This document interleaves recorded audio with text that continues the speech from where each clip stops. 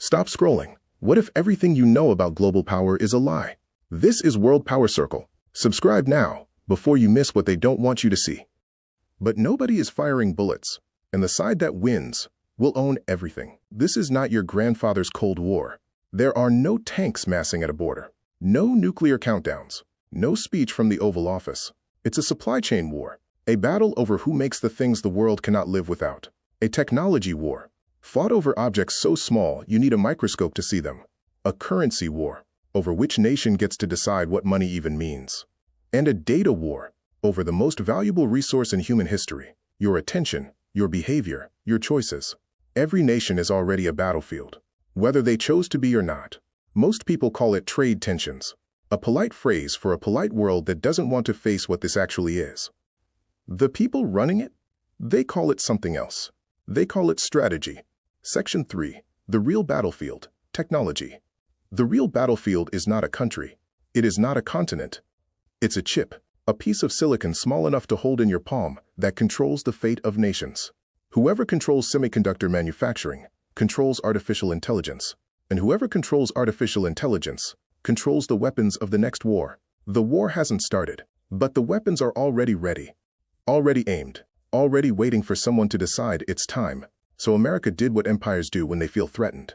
They banned China from accessing their most advanced chip technology. China's answer was not to beg. It was not to negotiate. China's answer was to build their own, faster than anyone thought possible. Taiwan sits in the middle of this chess game, home to TSMC, the company that makes 90% of the world's most advanced chips. One island, inconceivable leverage, and the whole world is holding its breath, because whoever holds Taiwan holds the future. This is why they call it the Silicon Curtain, a new Iron Curtain, not of concrete and barbed wire, but of patents, supply chains, and export controls.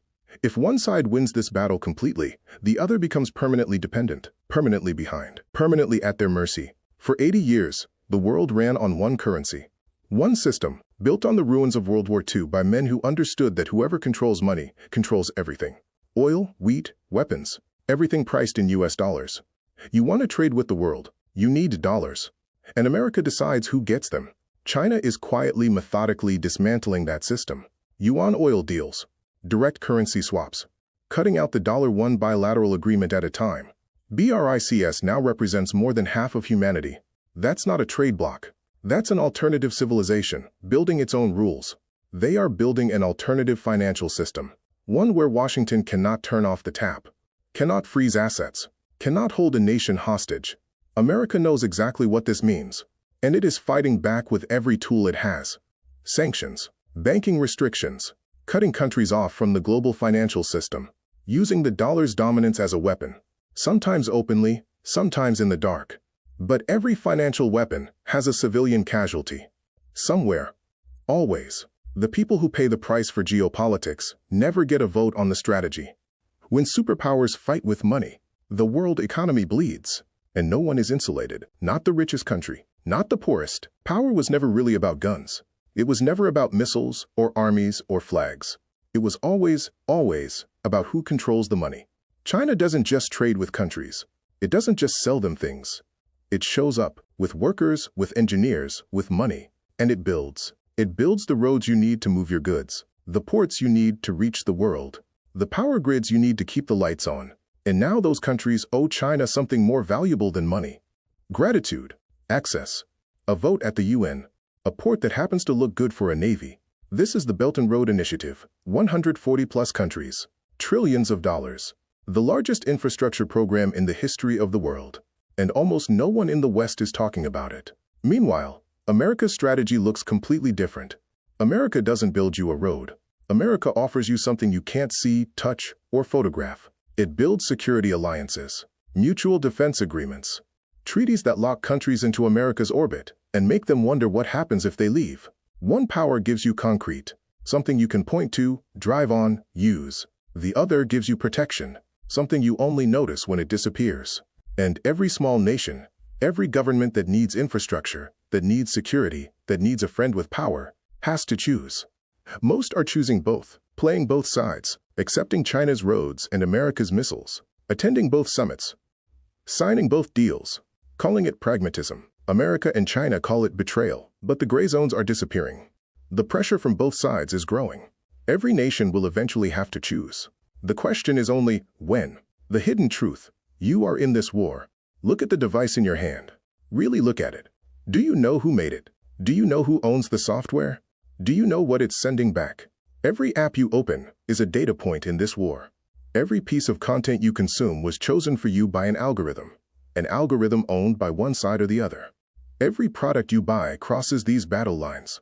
The chip inside your device was made in a country that is in the middle of a technology arms race. Every purchase is a vote.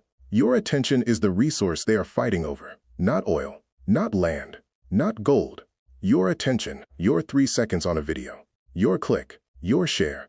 Every click, every search, every scroll. You are generating intelligence. Behavioral data that is more valuable to a government than anything on a battlefield. Every piece of content you choose to believe is a vote for one side or the other. One vision of reality or the other. And most people have no idea it's happening. This war isn't fought with boots on the ground. There are no trenches, no front lines, no moment where a siren tells you it's started. It's fought with information, algorithms, and control. Whoever controls what you believe, controls what you do. Whoever controls what you do, controls the world. And you, right now, in this moment, are already a soldier in it. Not by choice, not by enlistment, just by being alive in the 21st century. The pace is accelerating. Every month, the moves get bolder. The probes go deeper. The responses get harder. No missiles. Yet. But cyber attacks on power grids have already happened. In Ukraine. In Taiwan.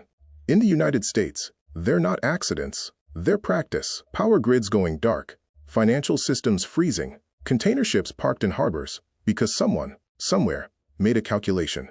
Economic pressure is squeezing smaller nations to breaking point. Choose the wrong side, and your currency collapses. Your loans get called. Your supply chains disappear overnight. Silent threats are being exchanged every single day. In encrypted channels, in backroom meetings, in carefully worded press releases that say nothing and mean everything. The question isn't whether this escalates. It will escalate. The pattern is already clear to anyone watching. The question is only when. And how far. Pause. Silence for 4 full seconds before speaking. When? And how bad? Which side is actually winning right now? And what does winning even look like?